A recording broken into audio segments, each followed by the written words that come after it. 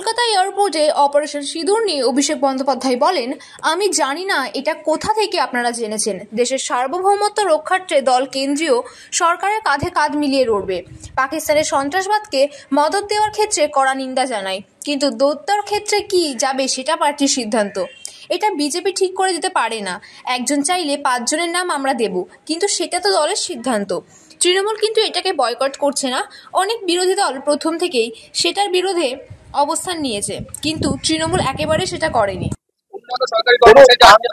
আমি একটা কথা বলি, গণতান্ত্রিক দেশে গণতান্ত্রিক ভাবে আন্দোলন করা, প্রতিবাদ করা বা কোন রকম ভাবে প্রতিবাদ প্রদর্শন করা অধিকার সবার আছে।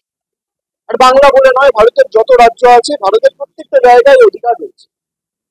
কিন্তু আমি কোনোভাবে তাদের আন্দোলনকে ছোট করবো না, সে দৃষ্টতা আমার নেই। আমি কোনোভাবে চাই না এই আন্দোলনকে রাজনৈতিক রঙে রাঙানো হোক। কিন্তু যারা আন্দোলন করছে, আমার তাদের কাছে অনুরোধ থাকবে যে আন্দোলন কখনো হিংসাত্মক নয়।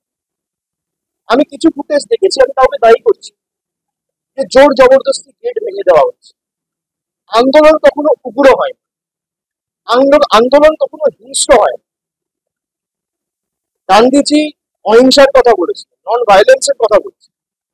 আমরা 100 দিনের কাজ নিয়ে দিল্লিতে আন্দোলন করেছি, বাংলা থেকে 10,000 জন গেছে। আমাদের উপর কিভাবে, এমনকি সাধারণ মানুষ ছেড়ে দিয়ে, মানে যারা নির্বাচিত প্রতিনিধি, এমনকি মহিলা প্রতিনিধিদের, জনজাতি মূলবাসী প্রতিনিধিদের চুলের মুঠি ধরে বার করেছে।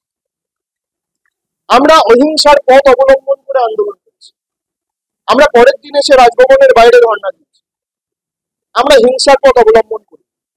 আন্দোলন করার অধিকার সবার আছে, কিন্তু কোনোভাবে আন্দোলন যেন হিংস্র না হয়, আন্দোলন যেন কোনোভাবে বল প্রয়োগ করে, কোনো সরকারি সম্পত্তি নষ্ট করে, কিছু ভাবে গেট ভেঙে জোর জবরদস্তি বল প্রয়োগ করে, সেটা হলে আন্দোলনের যে সারমর্ম বা এসেন্সটা সেটা কোথাও হারিয়ে যায়। এটা আমার দৃঢ় বিশ্বাস। বাকি আন্দোলন যেটাও করতে পারে, এতে অসুবিধার তো কিছু নেই। আর সরকারের ইন্টেন্ট পরিষ্কার করেছে। আমরা রিপিটিশন ফাইল করেছি সুপ্রিম কোর্টে, ম্যাটার সাবজেক্ট। বিচার ব্যবস্থার উপর ভরসা রাখুন, আজ নয় কাল আমার দৃঢ় বিশ্বাস বিচার হবে। ঠিক আছে।